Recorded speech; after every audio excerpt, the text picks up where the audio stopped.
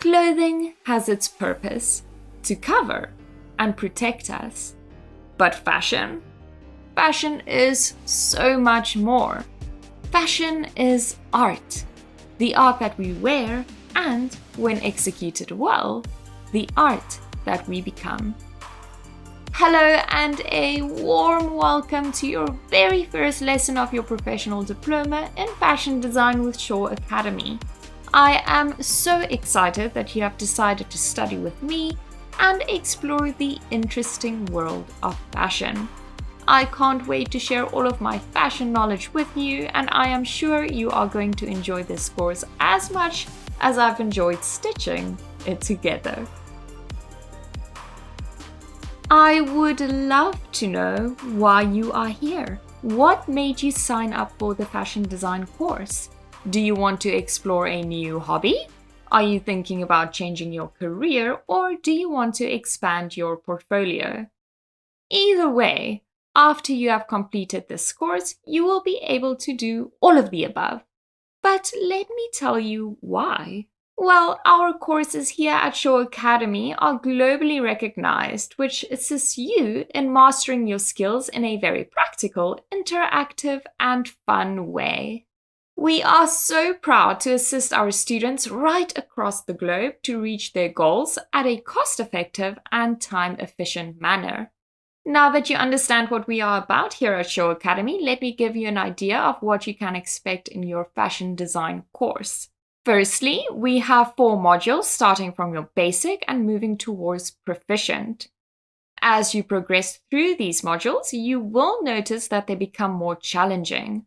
After each module, you will have access to a module assignment. You have to complete and pass all your module assignments to receive your professional diploma in fashion design. How exciting is that? And that brings us to the voice behind the screen. Just so that we are not strangers, let me tell you a little bit about myself. My name is Marley, and I will be your fashion design educator. It is probably a little bit cheesy, but I have a passion for fashion and I can't wait to share it with you. I have a degree specializing in daywear and sustainability and a Bachelor's of Arts honors focusing on the psychology of fashion. I have experience in designing, pattern making, and lecturing. I have even shown a collection at Fashion Week. When I was little, I used to draw dresses on any and every piece of paper I could find. I used to drape fabric around my body, pretending to create these amazing princess dresses. So being a fashion designer is truly a dream come true for me, and I hope that together we can make your dreams come true too. Fashion is ever evolving, and sometimes it can be overwhelming, but in the words of Tim Gunn from Project Runway, you have to make it work. Another favorite quote that I live by is from the movie The Haunted Mansion, and it goes something like this. You try, you fail, you try, you fail. But the only true failure is when you stop trying. And that is my challenge for you, to never stop trying and to make it work. But before we go any further, I would like to introduce you to Morpheus, which is Shaw Academy's very own artificial intelligence bot. If you have any questions during the lessons, please interact with Morpheus, which is located at the bottom of your screen. We learn by asking questions and by interacting, so please don't be shy, ask away. If you need any other assistance, please email us at support@shawacademy.com and we will make sure to get back to you as soon as we possibly can. I want to welcome all of you to lesson 1 of your fashion design course titled The Fuss About Fashion. Our focus for today's lesson will be to understand what fashion design is. We will look at the purpose of fashion and the role of the fashion designer. We will also look at the different career opportunities in the fashion design industry, and I will introduce you to the basics of fashion drawing and illustration. Do you know what fashion is? I want you to take a few seconds to look around and find something fashion related. Have you found something? I bet you did not have to look for too long because your body is probably covered in fashion from head to toe. That is the wonderful thing about fashion. It is everywhere. This makes sense, doesn't it? It is something we as humans both need and something we want. Let me explain what I mean by that. Fashion design is a form of art dedicated to the creation of clothing, and it can be influenced by religion, culture, and the society. Now, fashion has many purposes, but at its core, clothing was created to cover and protect the wearer against the elements. Apart from needing it to survive, you need clothing to maneuver in the world, right? Although it is serving a functional role in our lives, clothing represents much more. It is how we present ourselves. It's a combination of function and expression. It is an artistic and expressive decision we make every day. Now, some of you are probably thinking, but I don't care about fashion or clothing that much. Even if you are not super into clothing or fashion, the clothes you wear still portray and reveal something about yourself to the outside world. In the fashion industry, we talk about the language of fashion quite a lot because it really is a fantastic form of communication. It helps us artistically communicate who we are, who we aspire to be, where we are going, and where we have been. It is a way to craft an identity for ourselves. Fashion and the way we dress is really a way to say who we are without having to speak. It can be an extension of the self or a way to invent or reinvent yourself. And it is true, people make assumptions about who we are based on what they see. For example, if someone has a bohemian style of dressing, it may seem that they are more free-spirited and carefree compared to someone who has a more vintage style. If some have a more edgy style, it may seem that they are more willing to take risks compared to someone who is more preppy. Quick question, do you know Maslow's hierarchy of needs?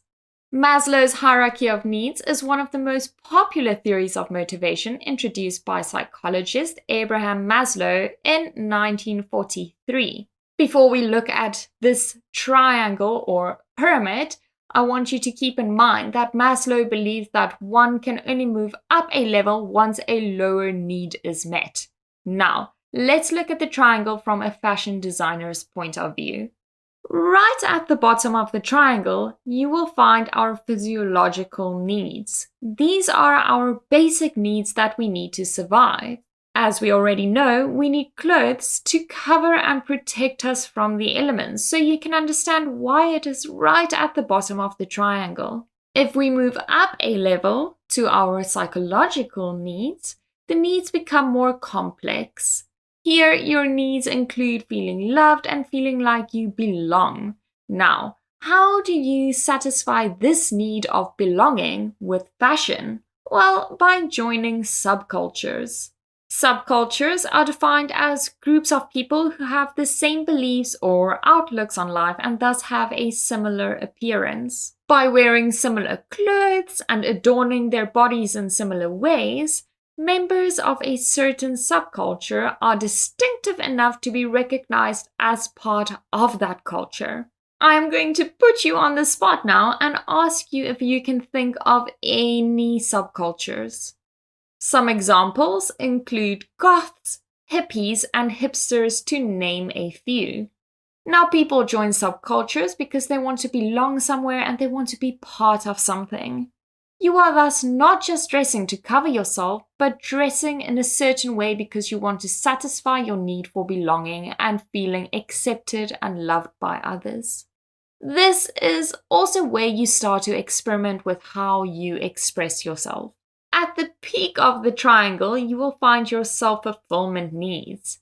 The self-actualization need refers to you achieving your full potential. In terms of fashion, you are less concerned about other people's opinions, but more self-aware about your personal development. This means you have figured out your personal style and how you express yourself creatively. And that is what we need to strive for as people who love fashion, to move past dressing just for functionality and for belonging, but using fashion to communicate your identity to the world. This course will help you and hopefully inspire you to climb this pyramid as a lover of fashion and as a fashion designer. I want you to identify what makes you unique to create your personal design style. I asked you in the beginning of the lesson what fashion is. We now know it is the art of creating clothing and serves many purposes. So my next question is, what is fashion design? Since we already know what the word fashion means, let's explore the meaning of design. The dictionary's definition of design is the creation of a plan for the construction of an object, a system, or solving a particular problem. To be able to solve a problem, your plan needs to be functional, right? But functionality does not mean the design has to be ugly. Solutions are allowed to be beautiful too. By incorporating beautiful elements, it takes the design from pure usability to also gratifying pleasure. This will then provide value to the user of your product. It is about giving meaning to something and about the user's experience. So if we put together fashion and design, what do we get? First, we need to identify what the problem is. So what do you think is the problem in this case? What problem in fashion do we need to solve through design? Well, the problem is that humans need clothing to survive. The solution would be to create clothing that can cover and protect people so that they can survive, right? We as designers need to create garments that are both functional and that provides value to the wearer, so something aesthetically appealing too. If you want to know how to become a fashion designer, I have added a little guide as bonus content. Where can you find this bonus content I'm talking about? Every lesson comes with extra bonus goodies. These goodies include your webinar slides, summary notes, and extra bonus content like additional lessons, fun fashion templates, and guides. To get access to these, you will have to purchase the toolkit, but it is so worth it. All of these extra resources are going to support your learning journey and will be very useful for your final module assignment. These are yours to keep forever, so I would suggest creating a fashion design folder on your computer or printing these resources out to create a fashion design file for yourself so that you can refer to the notes whenever you need to. Right, now that we know what fashion design is and the purpose of fashion and clothing, let's explore the role of the fashion designer. But first, I want to ask you a question. Who do you think was the first ever fashion designer? Do you think it was Coco Chanel, Charles Frederick Worth, or William Henry Perkin? The answer is Charles Frederick Worth. I know, a bit of a tricky first lesson question. I am sorry about that. Coco Chanel and William Henry Perkin did, however, revolutionize the fashion industry, but I will share this and more with you in the upcoming lessons. But for now, we are going to focus on Charles Frederick Worth. So, who was he? A long time ago, anonymous tailors and dressmakers replicated styles worn by members of the royal family for the public. It was only during the 19th century when designer Charles Frederick Worth, who is considered the father of haute couture, strayed from taking orders and replicating clothing, but instead started dictating what he thought his customers should wear. Charles opened his design house, House of Worth, in Paris, which formed the tradition of a designer representing a brand or the design house. He was also the first designer who replaced mannequins with live models to promote his designs to clients in a more innovative and interactive way, and he was also one of the first designers to sew labels into his clothing. Now, today, finding a label on the inside of your garment is nothing special, but back then, it was a way for people to attach a name and a face to the design.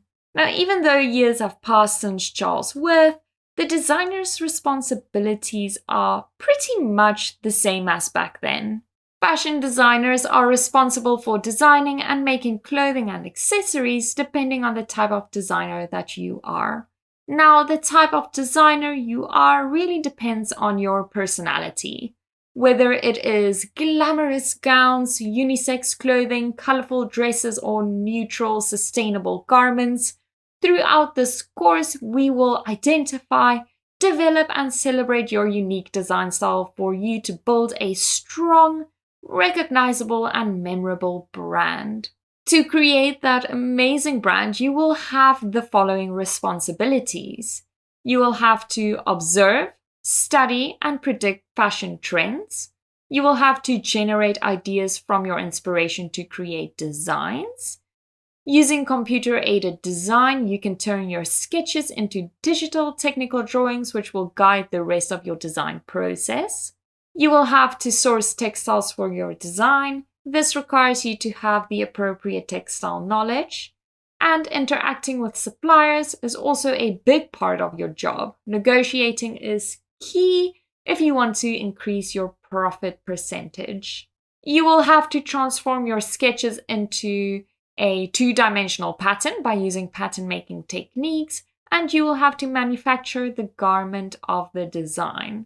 Then you need to market and sell your design either in a physical store or online, and you need to participate in events such as fashion shows, brand and product launches, pop-up stores, and finding new consumer markets. Now, you will notice that the responsibilities of the designer and the skills you will develop throughout the course align with each other. That is because I want you to be able to be a designer that can do it all. Whether you want to start your own brand or work in the industry, having these skills are valuable and they are highly sought after. This is your skills progression slide. Every now and then we will come back to this slide and look at the progression of skills so that you can see how well you are progressing through the course. As you can see, we are going to learn about fashion theory, drawing and illustration, design development, pattern making, and garment construction. Now I want you to be honest with me. Did you look like this when we went through the responsibilities of the fashion designer? Did you also wonder how on earth designers do it all? The fashion industry is very collaborative, meaning you can specialize in one area, and once you have completed your part, it gets passed to the next person in the design process. It is very rare for one person to do it all unless you are at the beginning stages of owning your own brand. It is thus worth looking at the different career opportunities in the fashion design industry to help you decide where you belong. The designer creates or visualizes an idea and produces a design by hand or using computer-aided design. The buyer will analyze consumer buying patterns and predict future trends, manage stock levels, meet suppliers and negotiate terms of the contract, and attend trade fairs. The trend forecaster studies market conditions and consumer behavior to anticipate trends. The textile designer creates two-dimensional designs printed on fabric. The pattern maker produces patterns on either paper or computer for use in the clothing industry. The garment technologist works on the development of the product, improve production efficiency and quality of the product. The fashion planner uses cultural trends and demographics to allocate the right stock to the right store. The visual merchandiser ensures that products appear in the right store and on the website and also plans the catalog, store layouts, and window displays. The merchandiser works closely with the forecaster and the buyer. The retail manager manages the daily operations of a store and will have employees who report to them. The retail manager also needs to manage and motivate a team to increase sales and ensure efficiency. The fashion stylist produces visually appealing displays, photo shoots, and outfits. The event manager plans and organizes a variety of events, which include promotional, business, and social events. Especially in fashion, events play a huge part in the success of a brand. And then we have the fashion journalist who will research, attend events, conduct interviews, and write articles about fashion for a variety of publications. After exploring all of the different career opportunities in the fashion industry, which one sounds the best to you? Where do you see yourself in a year or two, and what are you doing?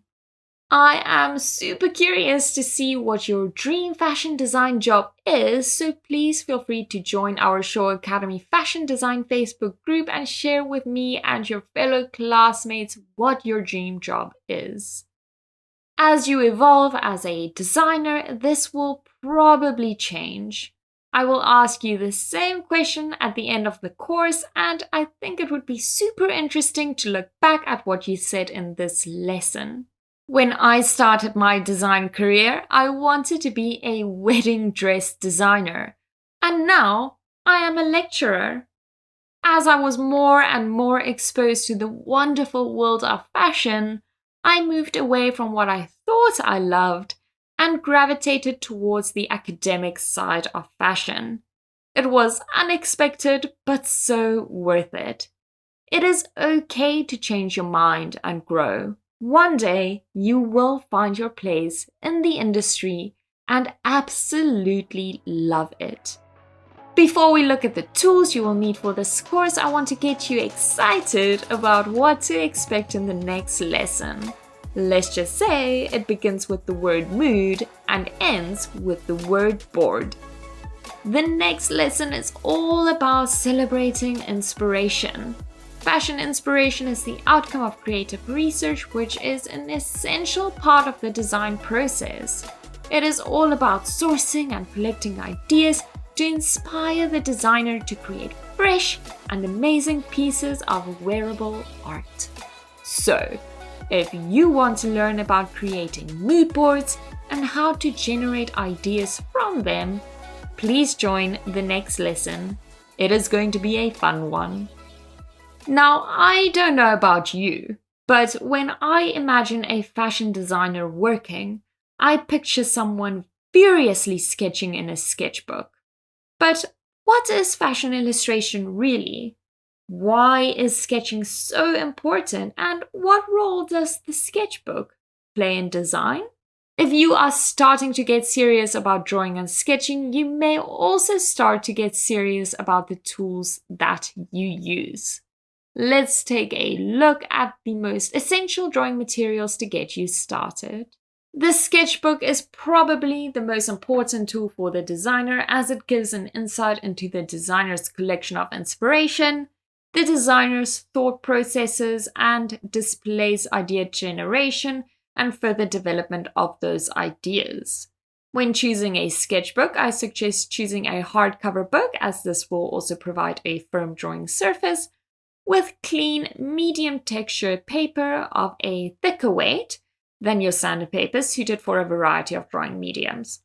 To trace fashion figures, you need tracing paper, which is a lightweight, smooth, and transparent paper that will allow you to see reference photos through the paper.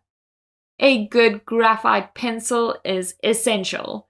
There are a variety of pencil grades. A hard pencil leaves fine and light lines, and a soft pencil bold and dark marks. A combination of pencils can cover all your needs as a designer and create interesting effects, textures, and dimensions. You should always draw with a sharp pencil, thus sharpen it with a quality pencil sharpener. Also, Invest in a quality eraser to take away any unnecessary lines. Fun fact, erasers can also be a great mark-making tool. When it comes to colored pencils, the quality and the type of pencil matters to allow the designer to mix, layer, and build up colors. When drawing with pens, we are forced to master the use of line and develop texture and light. Using a medium that cannot be erased forces a designer to put a bit more thought into the design and be more deliberate with their marks. Technical drawing pens like fine liners are easy to find and are great value for money when you look after them. Please be aware of the different sizes and widths of the pen tip. I recommend investing in a variety of sizes to create different lines and details in a sketch. And fashion markers combine well with pencils and ink pens. Most markers have dual tips. This means on one side you can find a fine tip and a broad tip at the other. This allows the designer to play with line weight, shading, and you can avoid streaking if you fill a space in a circular motion. These tools are not must-haves, but nice-to-haves. You do not have to go out and buy a whole stationery shop to be a fashion designer. I would say the most important tools or drawing materials are a good graphite pencil or 3, a sharpener and eraser, a black fine liner, good quality colored pencils, and the important sketchbook. Talking about the humble sketchbook, did you know it has been proven that keeping a sketchbook can boost creativity? It helps you develop new ideas. It also allows you to make connections and juxtapose ideas. It is also a great way to sharpen your design and drawing skills. Seeing as the designer communicates through designs on paper, the sketchbook becomes the designer's voice. Now that we know what the essential drawing materials are, let's take a look at the basic drawing techniques. Please feel free to grab a piece of paper, any piece of paper, and any mark-making tool, and let's experiment with the following techniques. The basic drawing and illustration techniques we are going to look at today are line, shape, hatching, and blending. Let's look at line first. The line is the basic drawing technique. Every sketch begins with a line. The line marks the outline of an object and can also be used to depict contrast. Lines, as you can see in the image, comes in different weights. You get thin lines, thick lines, wavy lines, broken lines, and all of these different lines can be used to indicate different details in your sketch. For example, I would use a wavy line to show movement or volume in a sketch, and I would use the broken line to illustrate stitching details. We use line to create the outline of our sketch, right? A shape is a two-dimensional area created when a line is enclosed. Shapes can either be geometric or organic. Geometric or regular shapes generally have a specific name associated with them, like a square, a circle, or triangle. Organic or freeform shapes seem to follow no rules and generally do not have a name associated with them. Let's look at the image. Do you think this is an example of geometric shapes or organic shapes? The image is filled with lots of organic shapes. Well done if you got that one right. Shapes play an important part in the creation of art and design. So, let's pretend you used a line to create an outline of the thing you want to draw. What now? Now we can incorporate the hatching technique. Hatching is a classic technique that makes it possible to draw and form the surfaces of a motif or texture. When hatching, the direction of the lines usually run at an oblique angle to the primary outline, which is your shape. Ideally, these should not be drawn too tightly or smushed, as it defeats the point, right? We still want to recognize the individual lines, otherwise they become invisible. Another technique is cross-hatching, the same principle but with 2 or more sets of hatchings drawn over each other. Curved or contour hatching can be used to modulate shapes.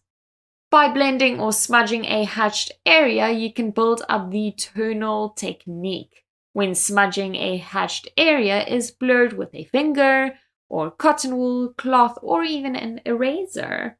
This makes it possible to create a smooth surface and tone gradients. So, in other words, when the hatching is blurred, no single line is visible. Unfortunately, ink or pen cannot be blurred, only pencils, charcoal, and crayons. Blending, smudging, and hatching are all different types of shading techniques and can be combined. What is shading, you ask? Shading refers to the darker values that, when combined with lighter values, adds depth and dimension to your sketch, producing a more realistic piece of art. Some artists believe that a drawing can only come to life if you have used shading techniques. And I totally agree. Before we start drawing together, I first want to ask you this true or false question. You can be a fashion designer even though you can't draw well. Do you think this statement is true, or do you think it is false? The short answer is true. Now, get ready for the long answer. Everyone can draw. Some can just draw a little bit better. Don't worry if you are not great at drawing. Don't pack your bags and look for another career.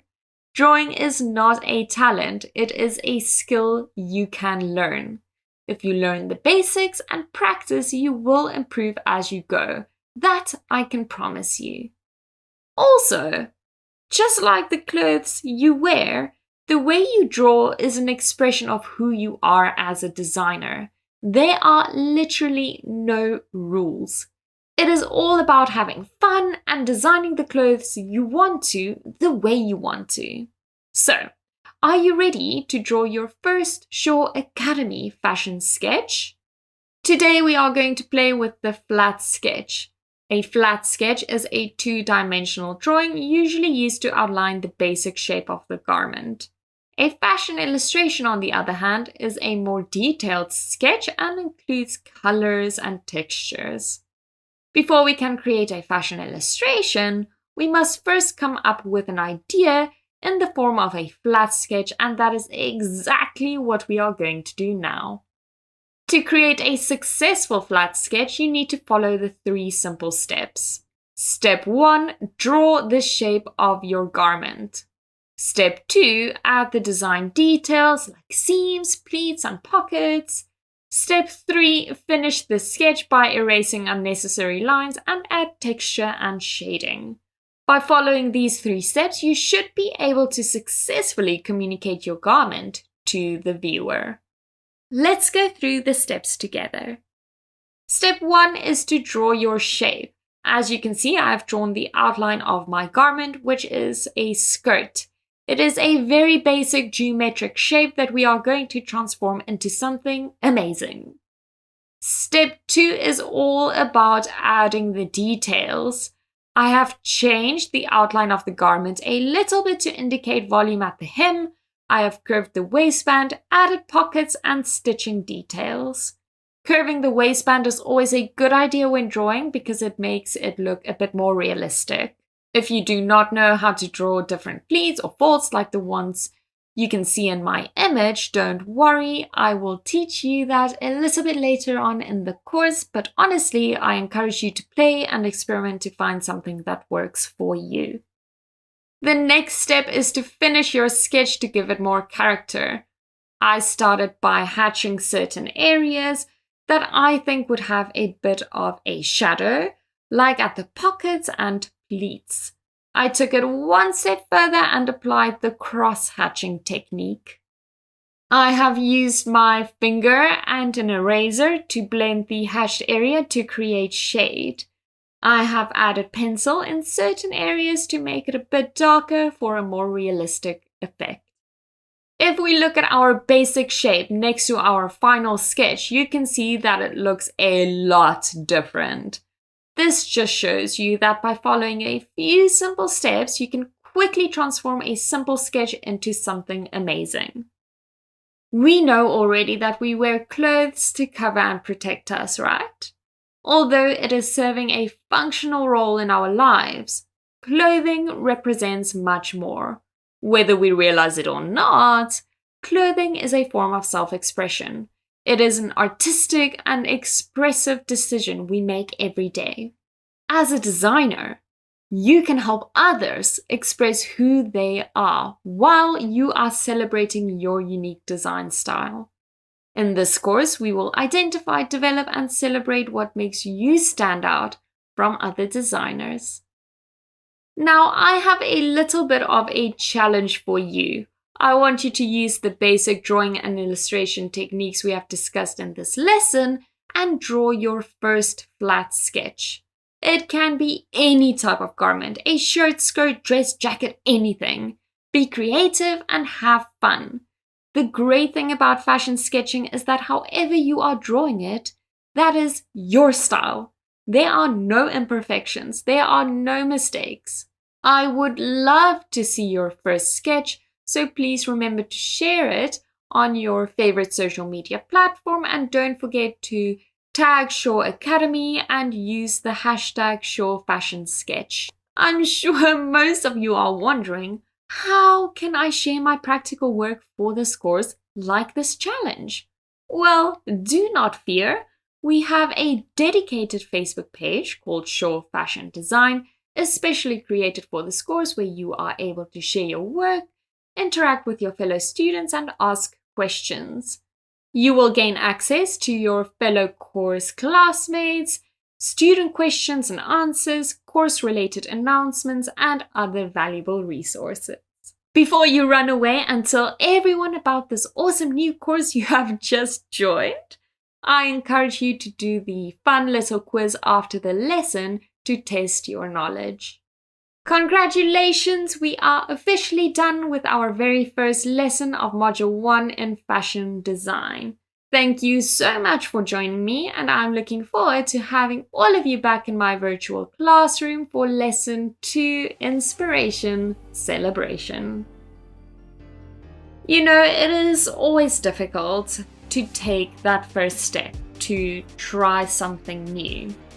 And I want you to know that what you have just done for yourself, signing up for this new course, finishing your first fashion design lesson, that was a big step. So I want you to take a moment and appreciate what you have just done for yourself. There is nothing as empowering as putting the time and effort in to upskill yourself to make your dreams come true. I know studying online is not easy, so I have created extra course material for you, which includes some tips on creating the ideal study environment. You can find the bonus resources in your toolkits. Remember, the only thing standing in the way of your fashion career is you. And by taking this course, you are taking control of your future. And for that, you can be so proud. Again, thank you for joining me. I loved having you here. Until next time, as always, stay fashionable.